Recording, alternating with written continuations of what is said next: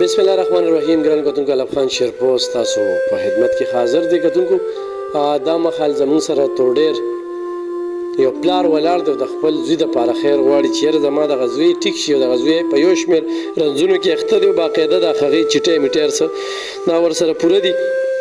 کور یې خپل ځای شته دی خو یو داسې کور کې یو کمره ده او د هغې کریز وس نه لرمه. د هغه تور ډیر نه مردان سیمې سره تغبې سیمې سره دا تعلق ساتي باقاعده دا هر څه دي دا راغلی دی او دغه خپل فریاد چې کوم دی تاسو ته وړاندې کوي. ستا نوم څه دی؟ زما تجمیر شاه نوم دی او نمبر مې هم شته د ټلیفون د موبایل. څه نمبر ته دی؟ 0341 80 12 603. ته د کوم ځای؟ زه د توډېر یم جي. توډېر یې؟ او دا زوی دې څه بیمار دی؟ دا زوی مې د مزغو بیمار دی 3 لکه روپۍ نسخان مې وشو.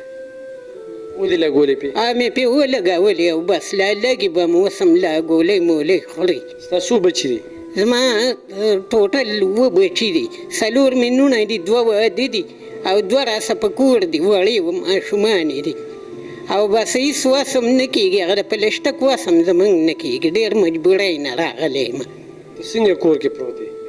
نو کرایي ورکومه او د یوې کمرې رانه کرایي اخلي او بس 1500 خوشحالي خوشه کی پکې لکه او 1500 روپۍ الي پوره 1500 الي او بس وس هم ته د دغې هم نه کېږي. نو موږ 4 لکه روپۍ د دې زوی له کومې را پیدا کړې؟ دا بس دغسې یو بل ته سوال او منت او قرض را باندې اوښتی جي او قرض را باندې ډېر زیاته اوښتی دی او د مزدوري کوله بس هغه ځای کې مې قرض کړی دی. ستا څه نوم دی؟ اسدعلي. اسدعلي ته څه بیمار دی؟ زه مزغو بیمار یم. څه چل د باندې وشي؟ एकदम را باندې سر وګرځي راپروزي راپریوځم.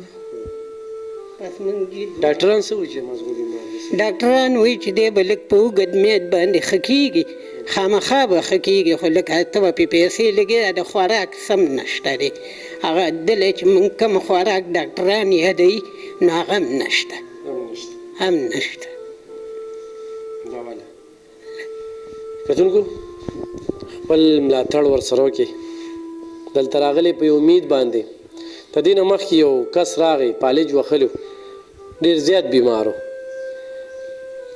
او واده مې په مینه کړی دی خو وي چاته ځان نه شرمنده کوم او وي خلک راته وایي چې په دې بیمار وجود راځه موږ سره چرس او پوډر وړه پیره را سره کوه ډېرې پیسې به درکړو. نو دې بیمارانو نه اوس خلک دا پیدې مخلي د هغوی مجبورۍ وي او خلکه پولیس او انتظامیې دوکه کولو لپاره چې کوم دی دغه مزدوران یا دغه بیماران چې کوم دی پیروله بوځي د یو صوبې نه بلې صوبې ته د بلې صوبې نه بلې صوبې ته دغه چرس او پوډر وړي. موږ پښتانه په شارټ کټ باندې ځان مالدارو د خلکو د مجبورونه پیدې اخلو. ډېرې عجیبه عجیبه طریقې روانې دي. کتونکو دا خو هم په یو امید باندې دلته کې راغلی ځوان زلمی دی خو بس څونه وخت نه بیمار دی؟ 12 میاشت کې بیمار شوی. مخکې ټیک ټاک و؟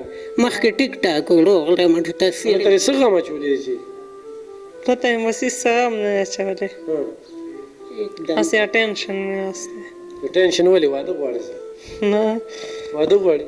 نه جي واده خو نه غواړي او شرمېده به هغه وخت کې خو اوس لږ بس بېتبې دی بس ډېر چې شی غواړي د هغې وس زمونږ نه کېږي چې ښه خوراک غواړي او بس د هغې زمونږ وس طاقت نه کېږي. بس مور ورته پریشانه؟